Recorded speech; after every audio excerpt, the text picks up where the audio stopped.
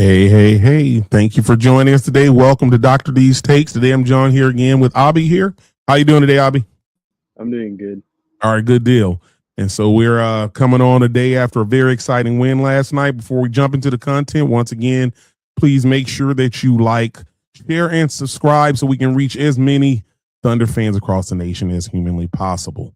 So with that being said, we got to ask ourselves, are we thinking OKC might have mentally broke the Spurs last night? I think so. I think a great point to look at and point to it would be that the AJ Mitchell foul where he got a flagrant one, which I don't agree with, but that's another thing. But I think showing that we could get into Stephon Castle, Devin Vassell's head like that, it's a great sign for the series moving forward. Right. And I'm going to tell you, here's my thing. I felt like for the first time yesterday, I saw Spurs begin to look frustrated. I thought they looked really, really, really, really frustrated. And so my thing was, as they were looking frustrated, I did an earlier show where I said I thought we were showing them too much respect.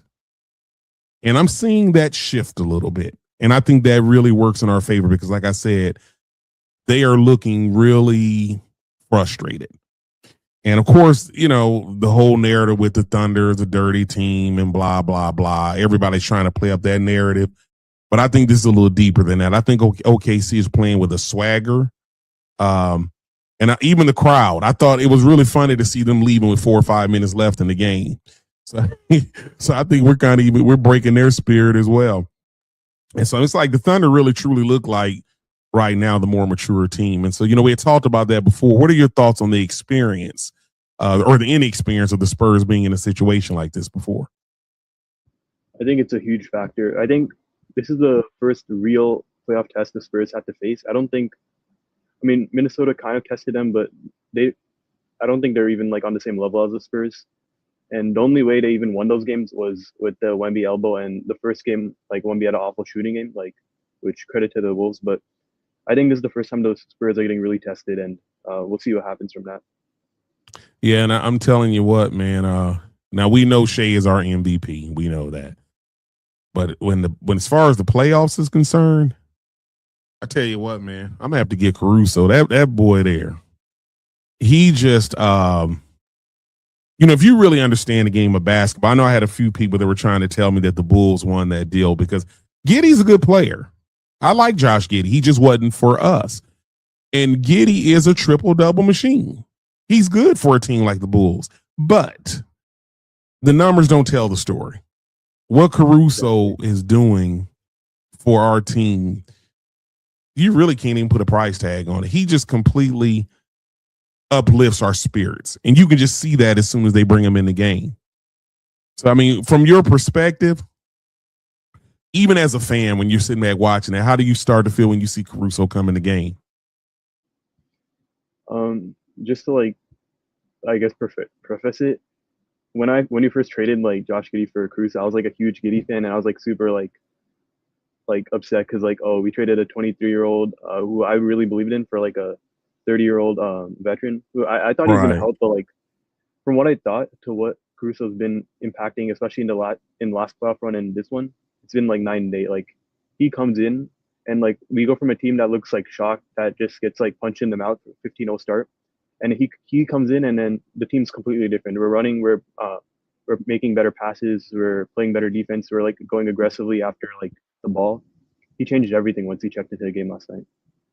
And I agree with you, but the only difference was, and I have to admit, I like Josh Giddey just fine, but in that Dallas Mavericks series, I also knew that version of OKC couldn't take the next step because Giddey actually, I don't know if you've been paying attention to him since he left. He's become a much better 3-point shooter now. But I just didn't think his skill set meshed with Shea. I agree with that. I don't think Giddey was what the team needed at all. The defense liabilities, the lack of a 3-point shot. Right. His skills, which I think he's really good at. I think he's one of the best passers in the league. It's not what the team needs. So right. I think it was a win-win trade on like looking I back. agree. I agree 100% with that. And and two, thinking about it from the perspective of Giddey was on defense, like you mentioned. I mean, he was just he didn't fit the schematic need that we needed for Oklahoma City Thunder, kind of that positionless basketball that we try to play. And so the Mavericks, if you remember in that series, they were completely just sitting back off of him, letting him shoot. And on defense, they were really exposing. And the thing that was really good about Giddey, he's 6'8". And so he gave us kind of an extra rebounder. But when when we were acquiring Caruso, I remember thinking, I mean, same thing. I thought, you're giving up a real young player for an older player. But at the same token, you had to remember, too, it was about time to pay Giddey. He was about to get, and I was thinking, you know what? Sam Presti, typically when it gets time to pay somebody like that, that's why I knew Usman Dang was about to get traded this year. Yeah. That he learned from that Kevin Durant situation. I don't think he's ever going to put himself in a situation again where OKC is just losing a player for nothing, And so that's kind of why I think the writing's on the wall for Lou Dort. I just think that, as I said in our last episode, and no fault of Lou Dort, it's just that I think he is expendable now, based on what Case and Wallace is doing, and he's still on that rookie, contract. And so, like I said, getting back to Caruso, I mean, it's like when he enters the game, literally, it's just like I think we were down 15-0 when he entered yesterday, and it was just like, I'm not going to sit here and lie to you. When we fell down 15-0, I was feeling pretty sick. I was like, is this going to be one of those nights? Because, every now and then the Thunder act like they forgot how to play basketball. Yeah. And I was like, is this going to be one of those nights where we just no show and they blow us out by like freaking 30 points? I was not feeling good at all when we were down 15-0.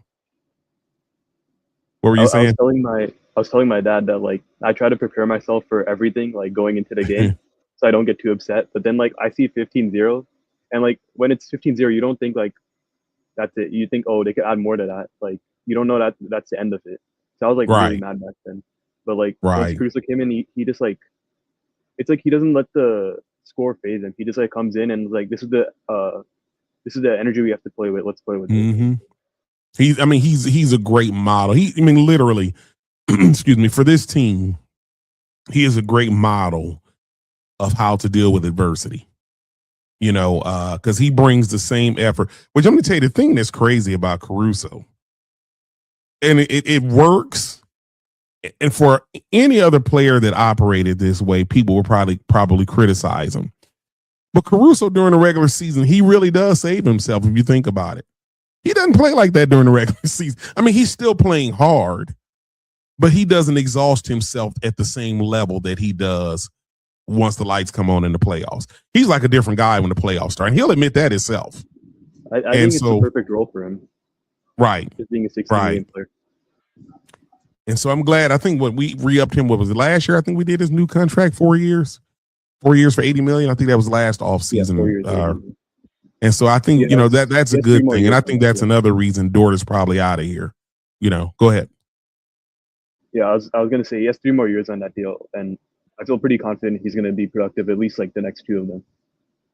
Yeah, because I think they're real careful in how they use him. And I think, 32 is not that. You look at me, I don't think 32 is old at all. But I'm just saying, obviously in the NBA life, he's considered an older player. But I do think that's why, because of his reckless style of playing, that's why they try to protect him the way that they do. But it's like when he comes in, it's just like the swagger changes. There's like this leadership and intensity that he brings to the floor. He just makes winning plays. And a lot of the plays he makes, they don't show up in the box score. He just does so many of the intangibles. And so, he's, in my opinion, I think he's kind of become like that, like the emotional leader, because Shea is kind of a quiet leader.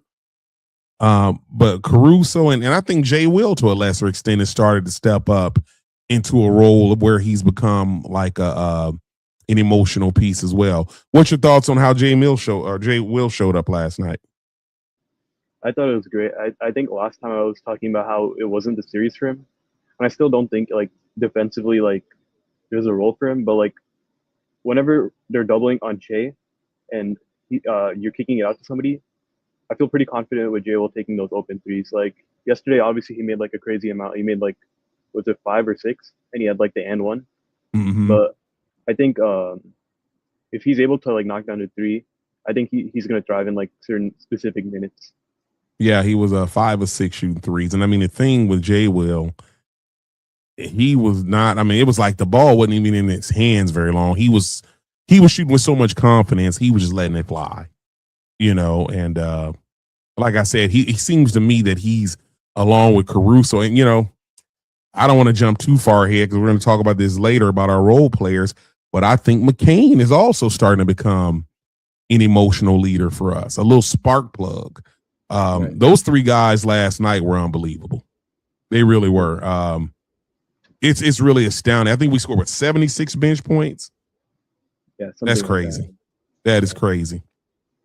And so, so I've been on. I always try to jump on social media a little bit just to kind of get the pulse of what people are saying. And so, I always like to kind of add part of this to what we're doing here. And so I wanted to share a couple of things. Excuse me. So, the big thing they're always talking about is flopping. And I don't know if you caught at one point of the game where excuse me, where Shea was shooting free throws and like the whole crowd was chanting flopper, flopper, flopper. And I was just like, okay. Half the people in the crowd probably don't even know what flopper means, but whatever. And he's unfazed by it. But okay, let's see. What is McCain? He's what, 6'3", I think. How much does he weigh? Not very much. 200 maybe? I don't know. But we would agree he's not like this big brute of strength like a Lou Dort, right? Okay, so help me understand this part here. Let's watch Wemby.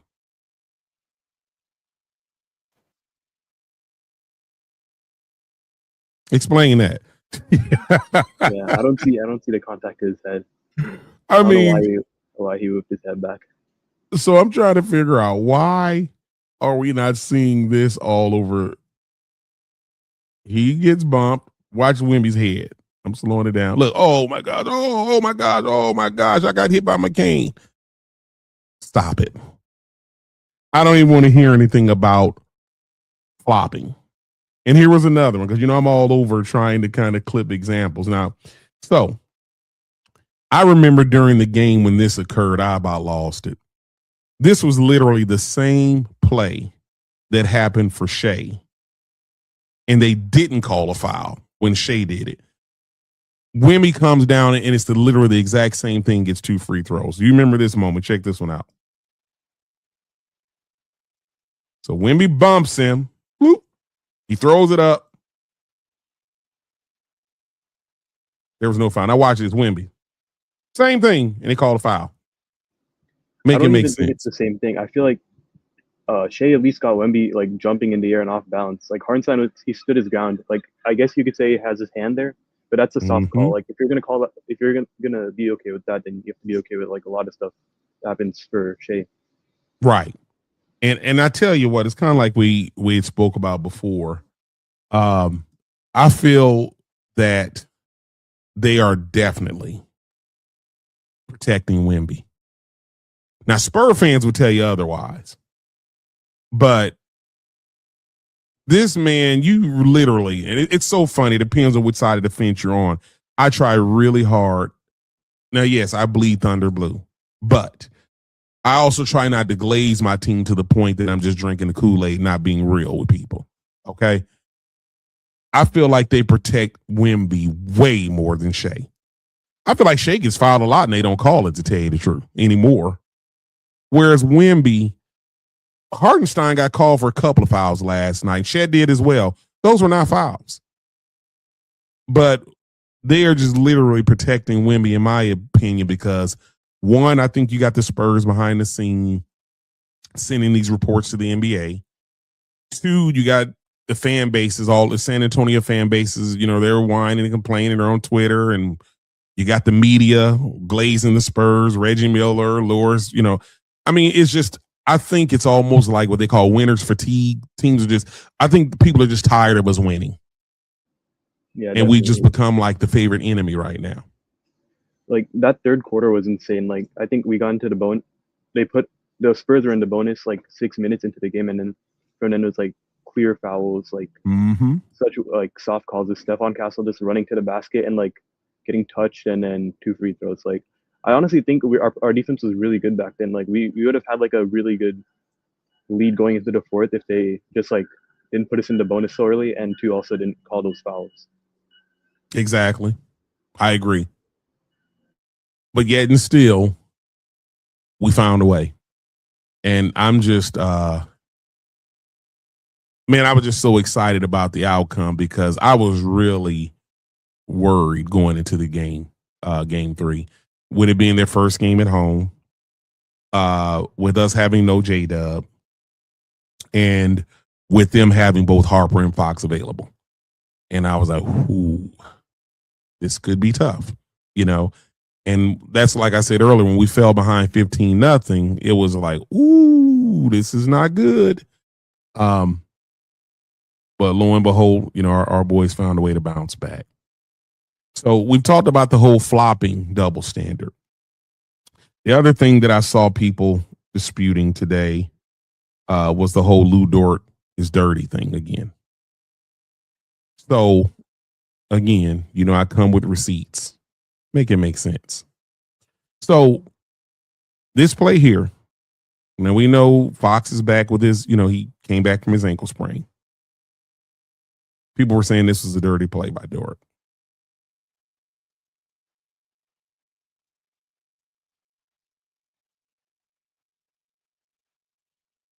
Personally, I disagree with that.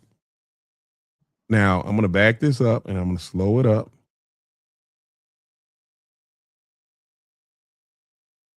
Lou Dort is going for the ball.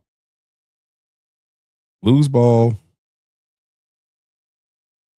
Is Lou Dort even looking at his ankle, first of all? Lou Dort is looking at the ball. I think Lou, a lot of this stems from just like he's a very physical player. He's a lot Right. bigger in size, and he's very determined to get what he wants. So if he sees a ball on the floor, he's never gonna not die for it, and that's what you want in a scrappy defender or player like Lou Dort. And like a lot of the times, like I think people will say it's dirty just because of the reputation, but then the reputation's kind of built off of like plays that aren't like dirty, but I Right. guess you could call them reckless. Like some of them, Right. I don't even think this is reckless. I think like Fox just got hurt, but like I agree. I And if you look at like where I've frozen it right here, he is literally, Lou Dort is completely angled at that basketball. Right? Fox's ankle has nothing to do with what Dort is focused on. He's going for the ball, just like Fox is going for the ball. So it was the follow through. I mean, is Dort supposed to be able to freeze himself in the middle of the air and not fall on the ground? Is that what our Spurs friends are want us to expect here? So, of course, when he lands, Dort is still not focused on Fox's ankle. And then that's the part right there that called his ankle. People want to call that a dirty play. That's what our Spurs friends are saying. So, again, I come with receipts, sir. I come with receipts. So if we're going to go there, let's take a look at our good friend Wemby one more time in the game before.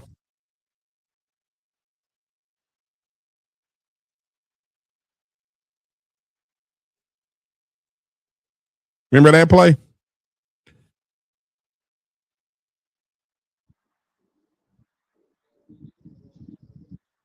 yeah, But I didn't hear too much from the Spur fans about Wemby diving.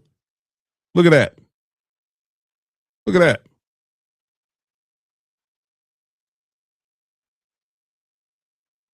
Okay. I mean, that literally could have took Shea out. So I mean, what are your thoughts on that? Yeah, I think like it's a definitely a double standard because you see plays like that happen all the time, and because it's somebody like Dort, like and people like this generally don't like Dort, so then they're like, oh, we see as this history, we see like other people are calling him dirty, like Minnesota fans, Denver fans. So let us call him dirty too, because it's like we'll feel validated. But like you can't convince me that what Dort did yesterday was dirty. Right. I would agree.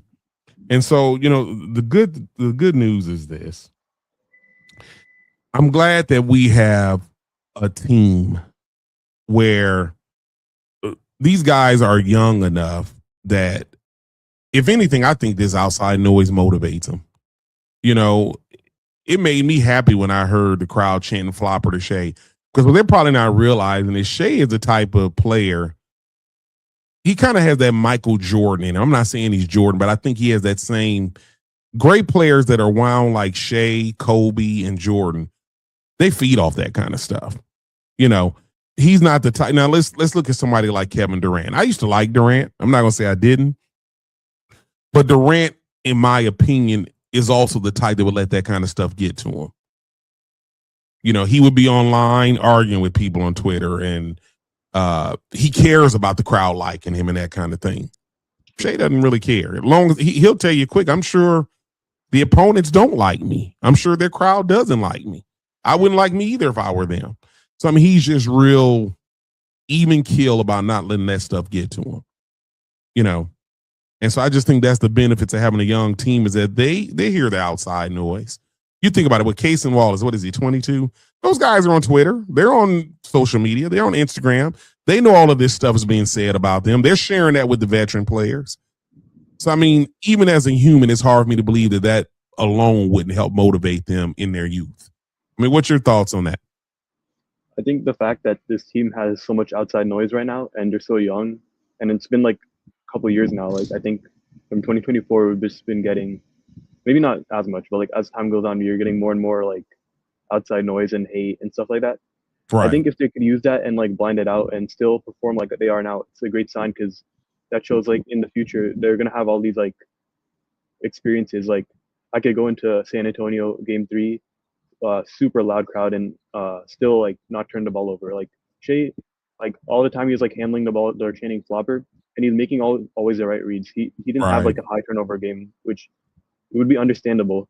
I mean, obviously you don't want it, but like for all like the hands Shea was seeing, like you wouldn't be surprised to see a few turnovers. I would agree with that, but you're right. He handled it pretty well. Now, I'll tell you, when I was afraid, um, why, even though I thought McCain played well, it was still scary watching him handle that ball. And AJ Mitchell as well. I mean, I don't know. I'll talk about this a little bit once we get into our grades, but AJ Mitchell, I'm not he excuse me, he's scaring me with the ball in his hand. I'll just put it like that. He doesn't look comfortable. Um, and that's been kind of a surprise to me, you know, which I think that's really where we're missing J-Dub probably more than anything else, just having another ball handler with size, you know, on the floor. But, with that being said, you think about it, we lost the game where J-Dub played the whole game. It's kind of strange. Even when you look at the regular season games, we were like 24-1 without J-Dub or something like that. Yeah. And I know it's just a coincidence, but we really didn't start losing more until J-Dub came back. And so, Yeah. I mean, I don't know if there's something to that, but I mean, what is your thought on that? I know it's not because of J-Dub, because he's our second best player, but why do you think that factors in? Yeah, I'm pretty confident it's not anything to do with Jada because like you, I mean, you see a lot of like times where like a player comes to a team, they're definitely talented, but then whenever they play, the team loses. Like I could think of like Carmelo when he was on the Thunder, he was Right. like that. But I think that comes from like when players are like too ball stoppy and they don't make the right pass, they don't play within the flow of the offense, or they don't play good defense. All of those doesn't describe J-Dub. He plays great defense. Right. He's great at passing, and like I think he plays within the flow of the offense. So I don't see why it would be like that. I think the reason we started losing more is I think our schedule is pretty easy, like opening up. And then we started to play like the Spurs and stuff, and like it started to like spiral in on itself like that when J-Dub was back. Like he came in for the toughest part of the schedule. I think our losses were like Spurs, Minnesota, like good teams like that. Like so I don't think Yeah. it's for J-Dub. And I would agree with that. And I do think that it affects our chemistry a little bit, not necessarily in a negative way, but it would be one thing. I mean, just because you become used to playing with the guys that are there. And that was my one concern with initially removing AJ from the starting lineup, because I do feel like he had kind of gotten some really good momentum going as a starter. Granted, I don't think he's played very well. Not terrible, but I don't feel like his impact has been the same. Granted, the Spurs, their guards are huge. I mean, Fox is not very big, but Castle, Vassell, and they play Champagne a lot at the guard. I mean, they're big out there, you know. And I do think that's kind of caused some challenge to AJ from the ball handling perspective. But hopefully, you know, he'll step it up. And so let's talk about a guy that I've kind of ridiculed a little bit. So I got to get your thoughts on my man Chet. You know, Chet, in my opinion, I think he's doing better. I think I still would like to see him be a little more aggressive, but I thought last night there were spurts of him. Maybe somebody, I told you I wanted him to drink a bottle of hot sauce. Maybe somebody gave him a spoonful. He played, I thought, a little bit more aggressive yesterday. You know, his rim protection was there again, because I thought he got called for some fouls that he didn't really commit. But you know, like his confidence on offense, I just think we need a version of Chet that, particularly when J-Dub is not playing, we really need Chet to be an offensive threat. I mean, what are your thoughts on how Chet played last night? I thought the last two games he's been better, definitely. Like, but it's still not like Chet to what he can be, and maybe like that's not possible with Wemby like taking away a lot of the advantages we have with Chet. So that's what I'm thinking maybe, but like I do think he could be more aggressive, like in different aspects, like rebounding and stuff like that. That stuff I don't think it's anything to do with Wemby. I think that's just Chet. I would agree with that. And I do think, like I said, I mean, I'm thrilled that Coach Dagnall has continued to keep size on Wemby. And, you know, I still really don't understand why we didn't do that game one, but that's whatever. We can't change it now. But I do think Wemby is slowly but surely wearing down. I think he is exhausted. And this is just game 3, you know, and I think that we can, you know, the fact that we can go from iHeart to Chet, at least to get as close to his size. And, you know, I talked about that. Nobody's going to completely stop him. But I think yesterday he only had 4 rebounds. I don't think he had very many. And he wasn't attempting too many shots either. Right. He shot 8 out of 15. He only had 4 rebounds, 2 block shots. So, I mean, can I say we figured him out? No, but I will say this. I think we have neutralized him about as much as you can. And I think that's why they're getting frustrated and crying, oh, they're grabbing him. They're doing it. They are getting frustrated, which plays into our favor immensely. You know, I just think they haven't run into anything like this yet, because, you know, I don't want to be the person to be like, I told you so. But I tried to tell everybody, regular season and playoffs are 2 different things. You know, all of this, well, they beat y'all 4 out of 5. Okay. Number one, we weren't, and we're still not completely healthy, but it's different when you're playing the same team over and over and over, and you can completely plan for them. And I trust us in that kind of situation, you know. So, you know, we had talked about, you know, Chet's impact, obviously with Shea, and you had mentioned earlier how, you know, Shea is just doing a good job of controlling the pace. And I would agree with that. You know, he's picking his spots. Now, sometimes I do think with Shea, he gets a little hungry to try to seal the deal, you know, and the ball gets a little sticky with him at the end, to where I think he's just like trying so hard for that knockout blow, you know. And I'm thinking to myself, man, come on, Shea, keep moving the ball. But I do think you think about this. All of the different defenses the Lakers threw at us. And then the Spurs came in and they've been going at them hard. After yesterday, if I'm a Spurs guy or a Spurs coach or a Spurs fan, yuck. It's the thought of that disgusts me. But anyway, if I were, I think they're running out of answers. Because is this defense really working that you're forcing the ball out of Shea's hand, but the defense or the bench scores 76 points?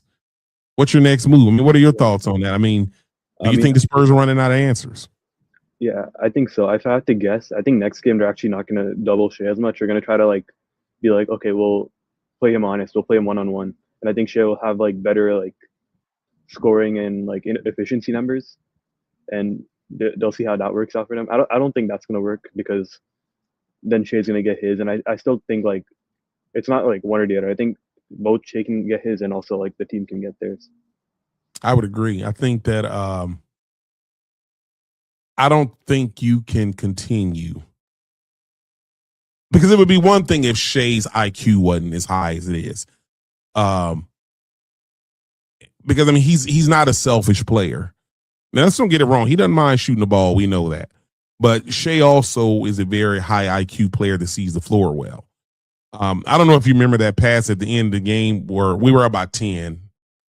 And at that point, I was still a little bit worried. It was like 2 minutes, 2:30 left, something like that. And they doubled him, and he made that pass way on the opposite side of the court to Case and Wallace. And Case knocked down that three. To me, that was like the play of the game as far as sealing the deal. Because I still think the Spurs had a little run in them had that not happened. But to me, that play turned out the lights. And so, I mean, I got to give kudos to Shea. I think he absolutely is willing to share the glory with his teammates, and I think that's why they're where they are. So let's talk about the unsung heroes, our role players. And we touched on that a little bit earlier. Your thoughts on mainly, in my opinion, Caruso, J. Will, and McCain. I thought they were all great. I think first I feel like I have to start with McCain because he actually wasn't doing a lot of his damage from the three. He was actually kind of inefficient for them. He was I don't remember the exact percentage, but he wasn't super efficient on the threes. Yeah, he was actually, I think he shot 2 out of 10 on his threes. He was getting a lot of his damage from attacking Wemby, attacking the paint, and he got a lot of tough finishes, I guess a couple of mid range too. I think for McCain, you expect to get the shooting, but you don't expect to get this other stuff. So the fact that we got it yesterday was amazing, and I think he shot poorly. If you just look at the percentage of past 2 games, I don't think that's going to be the case for much longer. I would agree because I feel super confident when he shoots the ball, and when he misses, I'm like, because it's like he has earned the benefit of the doubt. Here's the good news: the fact that he's shooting so inefficiently, he's due for a really hot game to be, in my opinion. And we're winning with him. Just having him out there, it's opened up the floor so much. And he has an attitude where he's not afraid of the moment. He's not afraid of the moment.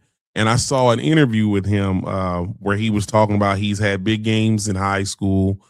Of course, he played at Duke. They've had a lot of big games. And he said he always feels like he's going to make his next shot.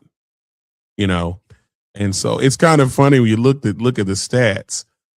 He shot more than anybody on the team, including Shea, which is really kind of funny when you think about it. But I mean, who would have thought when we made that trade that Jared McCain would be such a huge cog in what's going on right now? I was excited when we got him because I knew a lot about him. I've always liked him.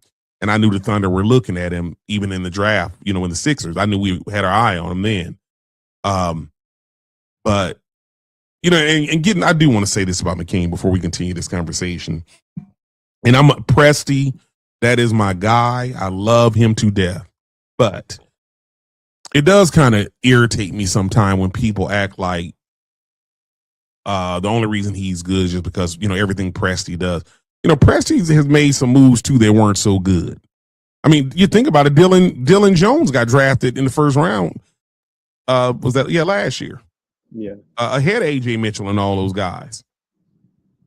Now, I give him credit. It was to the point where it's like, okay, well, we were willing to swallow our pride and get rid of him when we saw, oh, no, this AJ Mitchell kid is better. Some teams are so political, they probably would have kept Dylan Jones, because he was a first round pick. And so, but I don't think that the Sixers, it's not like they just, people, thank you, Philadelphia, thank you, Sixers. They didn't just give him away. They got a first round pick in 3 seconds for him. So, I think people are trying to sing that narrative as, the Sixers just handed it. We gave him 4 picks. That's a lot of picks for one player, So, I still give him credit, but it just kind of, the thing I keep seeing is that people are making it like, just because we got him, we worked this miracle and we fleeced Philadelphia and blah, blah, blah. And I don't necessarily agree with that, So, to the point, I'm thrilled with what Jay Will, Caruso, and McCain, what they're doing. And they're absolutely outplaying our starters right now, if you think about it. And it's not really close. So so now the narrative is turned to I saw where people were saying that Shea is getting carried. It's just like, I don't care what happens. People are they hate that man so bad. There's always something, Now he's being carried by his team. He's not the real MVP. So it's kind of whatever. But at any rate, we just hope that those guys our role players continue to do what they're doing. Another moment that gave me a lot of confidence was while the Spurs were trying to pick fights and doing all of that kind of nonsense. I don't know if you noticed, but when that one skirmish broke out and they showed the Thunder's bench, our guys over there laughing and smiling. Did you notice that? Yeah, Isaiah Joe did that fake run. Right. So, what were your thoughts on that? When you saw on one side, you got a team that's all mad and fighting and wanting to attack people. And then they show our guys and they're over there playing around and being silly. Did you get any kind of reaction when you saw that? Yeah, I don't think anybody was ever really upset on the Thunder side. I feel like they always had their head in the game. They're always thinking okay, what am I going to do to win the game? And you can say the same about the Spurs. They just wanted to fight. I don't know why. I feel like those are the Caruso foul and the AJ Mitchell foul. Those are both 2 good playoff fouls. I don't understand where the animosity comes from. I agree. guess it's fine. You got to stand up for your team, but I don't understand also the refs how they made those calls. I was pretty excited while the refs were reviewing it, and then they came out with their calls, and I was so confused. I don't understand where the flagrant one is. I don't understand how it's a double technical when all AJ Mitchell did was push him back, which right. I guess, but they're not equal. Somebody going right. up to somebody and pushing him and getting it pushed back. It's not equal double tech. So I don't get that. I think that's all part of them trying to calm the crowd. Again, like I said, do you think they don't hear the outside noise? They hear everybody saying that the refs favor the Thunder and so on and so forth, and they're human. So I think some of that they're buying into. I think it absolutely affects the way they call the game. Because again, since that happened, I'm going to go back to the Lakers series even. And I was surprised it worked this way, but it did. After Austin Reeves did all that complaining and the Lakers surrounded the refs after that one, I think it was game 2 maybe, they started getting all the calls from there on after, especially Reeves. And I was kind of like, I would think they would have quit giving him calls, but it worked the opposite for him. That once he did all of that complaining and the media was supporting him and the Thunder, this and that, and JJ Redick was saying this and that, all of a sudden, Reeves was living at the free throw line. So, people can say what they want to say. The refs hear this stuff, and they're human, and they're going to respond to it. But I'm just glad that, OKC, I don't think they're, as they have a philosophy as a team, we control what we can control. They don't focus on the refs. They just I think the term they use is we control the controllables. And so I think that's why you don't see them lose composure. Most teams falling behind 15-0 yesterday, it would have been a wrap. I don't care how much depth you have on your team. I think they would have fell apart, and so it just speaks a lot to, again, the maturity of our team. So what do you think as we get ready to go into game 4? Excuse me. Who's feeling the most pressure, in your opinion?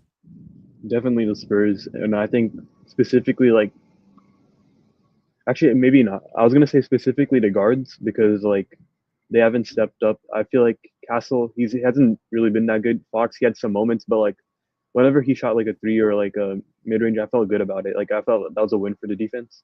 But I think the Spurs in general, because if they lose this game, they not only lost home court advantage, they lost 2 at home. They split on the road. They're down 3-1, and 2 of the next 3 are in OKC. So they're probably going to come with their best punch next game, which we have to be ready for. I'm hoping OKC understands how desperately the Spurs need game 4, and they match their intensity. But Right. yeah, I think that's Spurs. And I think I agree with you. I think that that's where I think that experience comes in for us too, though. Because we have been there. We were down 2-1 ourselves last year to Denver. Were we down 2-1 to Indiana? I can't remember. Yeah, we were. Yeah. I mean, so we know in both of those series, we were down 2-1 and came back and won it.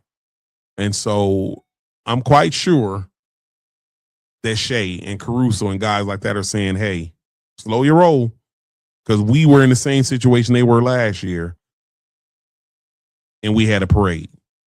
So that's where I feel confident that we are not going to get ahead of ourselves. I think we're going to be, if anything, we might be more hungry than people expect because we're trying to put our foot on the gas tomorrow. I don't think we'll go into tomorrow thinking, well, we were trying to get a split. I don't think our guys think that way. We didn't come to San Antonio aiming for a split. As fans, we think that way. Now, as a fan, I feel much more relief knowing that even if we lose, we're 2-2. But I'm greedy, man. I want to win them both in San Antonio because if you think about it, we're not far off from being up 3-0. We very well could be up 3-0 in this series.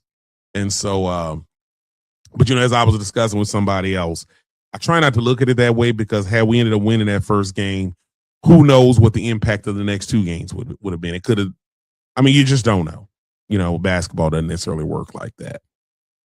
And so I'd agree with you. I do think that I feel like the Spurs are probably feeling more pressure. One, they're younger, a little bit younger than us, not much, but younger, but they're not experienced. I think that's why you see them losing their composure and wanting to argue, wanting to fight, and going on and doing all these things to where it's not going to help them win the basketball game, being emotionally out of control.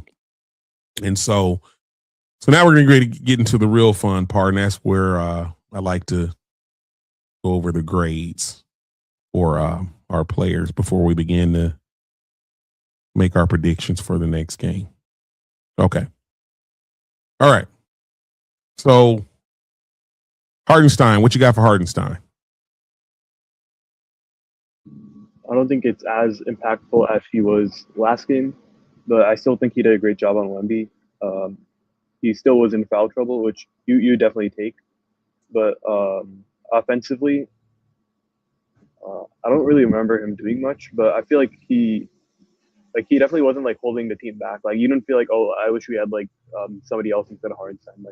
So right. I'd say overall I'd give him a B plus. Yeah, I'm rolling with a B as well because I agree. I think they were calling some real touch fouls on him in response to all of the complaining that was going on.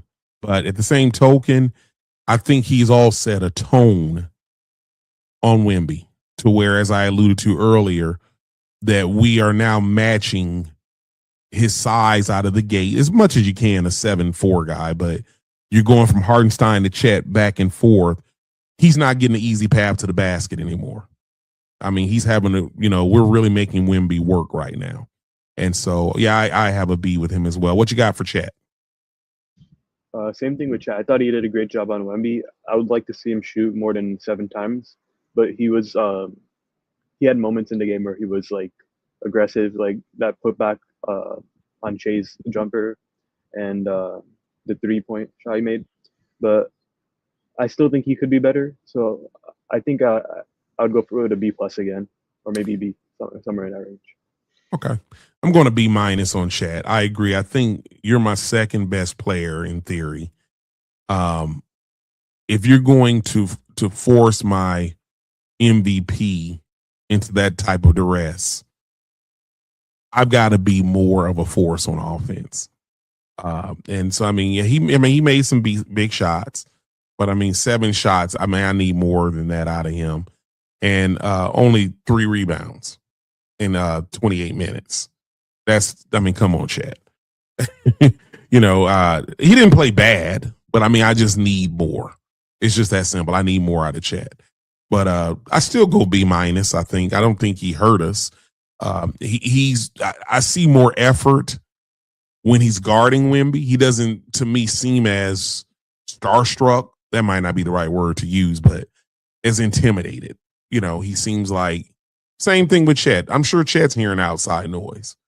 And, so I do feel like he's not backing down as much as he was. Shay, what you got with Shay? I think Shea, like he made like the right passes every time, and he was the reason a lot of guys like Jay Will and McCain got like open shots or open driving lanes.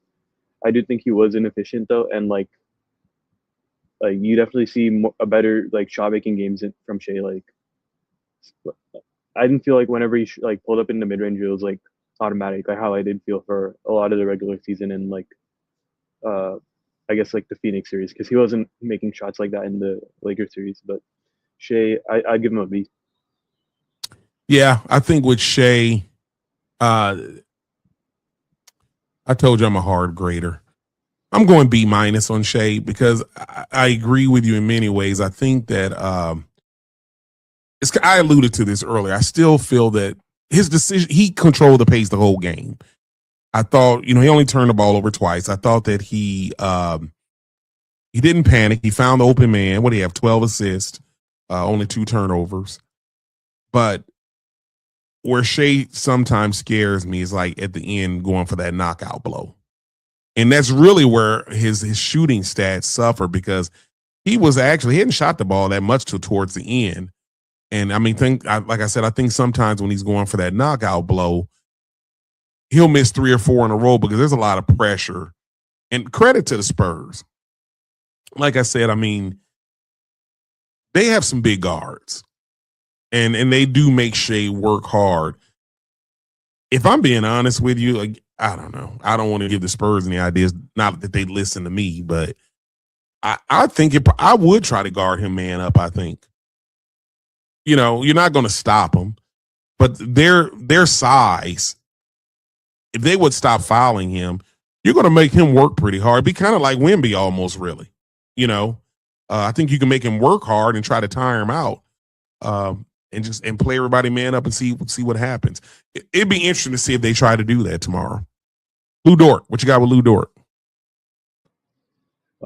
He obviously wasn't like taking many shots. He only had 1 shot attempt, and I feel like he's getting phased out. Like you see Case and Wallace playing more than him. You see like McCain playing more. I think Lou, he wasn't bad. He wasn't like shooting us out of games like he did in the past. But I think one thing I will say, I think I was really impressed with was like the rebounding. I saw him like flying in, especially in the second half, just flying in, grabbing like offensive rebounds and like Right. getting second chances for a team, which is huge. Yeah, I noticed that too. And I almost have to consider he's a starter, yeah, but he's also a role player as well. And here's the thing with Dort. Now I know he's recognized as one of the better defenders, but to me, Dort's matchups are really dependent on who he's guarding. Because I don't think he's necessarily quick enough to guard Fox. To me, his best matchup probably would be Castle, and I said that before. But because Castle is really getting to the basket at will against us. If you want to be honest, he's getting there, and I mean he's a beast. But I do think it's hard to play Dort because it's hard to play him extended minutes, I should say, because of his offensive deficiencies. And if you have him out there, and let's just say, for example, you have Shea out there, depending on the other three you have out there, you're playing sometimes 2 or 3 on 5 offensively. I know at one point in the game yesterday, they had Shea, Kaysen, Dort, Hardenstein, and Jay Will out there, I think it was. And I was thinking, okay, you got a couple of shooters, but I was like, this is going to be hard, because you literally need some floor spacers out there with Shea, especially if they're going to keep trying to double and triple team him like that. So with Dort, he had a -9 on the plus minus. I don't think I'm going C, I guess. That's a nice C for Dort. I don't think he hurt us. He did some good things, but it's just like I said, I think his impact in this series is minimized because we're just going to benefit more by having those other guards out there. Okay, AJ Mitchell, what you got for AJ? Pre-injury. I wasn't too impressed, to be honest. It is a tough defense with the Spurs, but if you asked me a couple of weeks ago, who do you trust more with the ball, most with the ball, like ball security, I would say AJ, Shea. Like AJ would be one of the first 3 names I named, but he seems to have a trouble with turning the ball over. It's harder for him to get a shot with Wemby lurking, and also Castle and Vassell just being up on him. I just feel like he needs to find a way to create space or draw contact, something to get him a threat offensively. But I think he's definitely seen better days. I think for AJ, I'd go a D+. B+ or D+? D+. Ooh, he went with the big D. Yeah. AJ.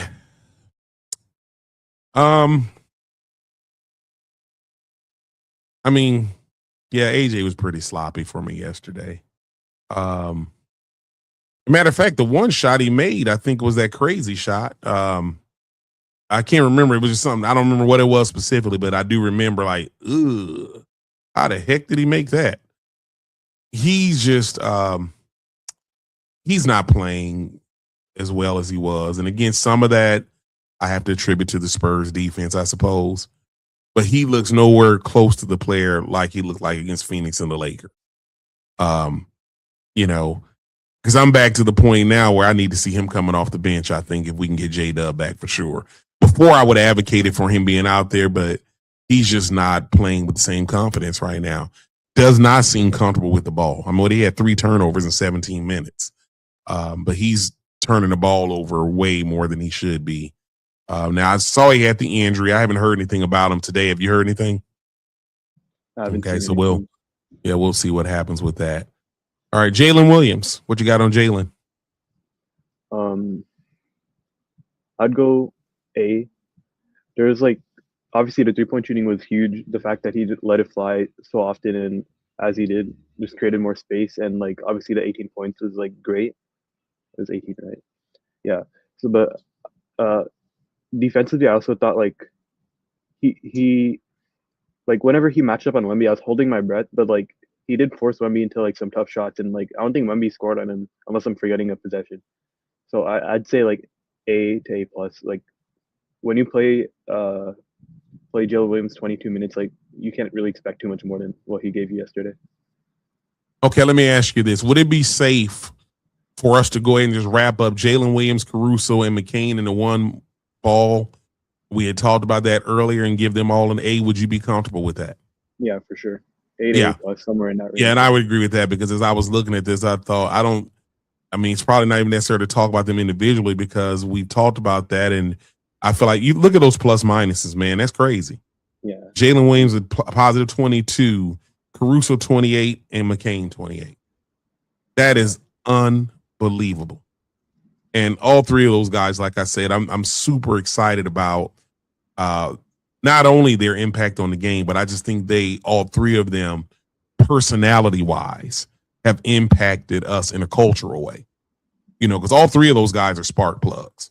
And you think about our starters, none of our starters have that personality. You think about it, Shea's kind of quiet with it. But, when you have guys that coming off the bench that have personality and impact like that, those three, absolutely, I give all three of those guys a strong A+. Now, obviously, Kenrich and he came in at the end, and Wiggins, they just kind of got mop-up minutes. How about Isaiah Joe? Let's look at his 9 minutes. What did you think there? I think the problem with Isaiah Joe yesterday was the problem with him last playoffs. Like, I don't think he's hurting, obviously, but like, I think he needs to find his shot more. And I don't know if that's his problem with him, like not letting it fly, or like the team's not able to find him. But like, you want to see more shot attempts for Isaiah Joe. I definitely wouldn't say it's on him, because like he doesn't really even get the ball that much. I can't remember him like turning down a shot that much. But like when he's on the court, like that's what he's there for. So if you're not getting that, like it's kind of tough. But he made the 1 3 he took, which is right. Good. So and I think that was that moving 3 off that pick he made. Yeah, that was a good like I wish we ran more plays like that. Just getting Isaiah Joe like a good look, and then if he like keeps rejecting those looks, then I could judge him more harshly. But like I give him his performance like a B, maybe B minus. I would agree, somewhere in that area, because again, he only shot the ball once. It's interesting. I mean, literally, McCain has just stolen all of his minutes. Yeah. That's just what it is, because some of those minutes definitely would have formerly been. If you think about it, at one point they were playing together a lot.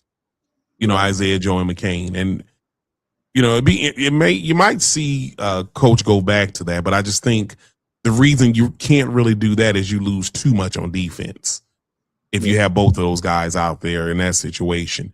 And so I think that's why he's really trying to stagger him with our last guy that we'll grade, and that's Kaysen Wallace. So what you got on Kaysen?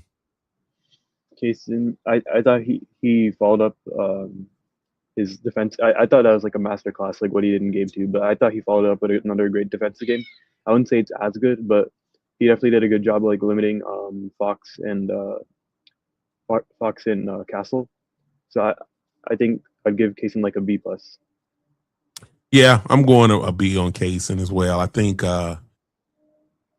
he does a lot also that doesn't necessarily show up in the box score, but just his point of attack defense, and I'm gonna backtrack. His B just turned into a B minus, and because here's the thing, he is the only one, in my opinion, at this point that still seems to be showing too much respect to Wemby. Because I've seen him drive up in there 2 or 3 times and then just dribble out and it drives me crazy when he does that. Yeah. Challenge him. He definitely does that the most out of anybody on the team. Yes, challenge him, man. I mean, look, if he blocks your shot, oh well. But that's why I was so, man, I could have jumped through the roof when McCain went right at him. I mean, challenge him. He's not the boogeyman. Go at him, And so that's the one area I need Kaysen Wallace. Now, he knocked down a couple of big threes, to be certain. And so, I mean, the thing that I like about him shooting threes now is he's not thinking about it. He's catching it and he's letting it go. And so, even though his shooting percentage wasn't the best, I'm okay with that because he's at least shooting it with confidence. And so I'm good with that. But his defensive impact, absolutely, man. It's you can't even, I could almost grade that, one side for offense and one side for defense. His defense is like an A for sure, his impact on the game. So anyway. All right. So we're going to get to our point. We're going to come up with our final takes and our predictions for tomorrow's game. So with that being said, what are your your predictions for tomorrow and your X factors for tomorrow? I mean, I think I said this last time. I think we really did figure something out. I know I'm like a Thunder fan, so maybe it would be biased, but I'm still picking the Thunder. Like as until the Spurs show me that they have like an answer for our defensive game plan on Wemby, I'm gonna keep picking them. And I like the Spurs, even if they don't, I think the Spurs still have a chance to win. I'm not predicting like a blowout, but like I think with the way we're playing right now and the way they're playing, like we're just the better team, unless like some outlier shooting performance happens. So I still think it'll be a close game with it being in San Antonio, and we don't know the status of J-Dub. So I'd go with another close win for the Thunder, maybe like by 7 points. Okay, what's your X factor? I think it's still like keeping the bigs and how well the bigs do on Wemby. Because I think if we limit Wemby, like if we limit Wemby and then the guards have a great game, which I don't think they will, like we could live with that. But like if Wemby like has that same like crazy rebounding, crazy like efficiency game that he had in game one, like we're we're battling uphill then. Yeah. All right. So my prediction is the only game I can honestly say I was worried about losing. No, that'd be a lie. I was worried yesterday. I can't say I wasn't worried about losing yesterday. I'll say the game I wasn't surprised we lost the first one because I wasn't really sure how we would come out. I didn't know what I expected Coach Dagnall's adjustments to be. I knew we were coming off a week. I just didn't know what to expect. And so, so that part I didn't necessarily. And I just, hold on, I just got some breaking news, I think. AJ Mitchell is out tomorrow.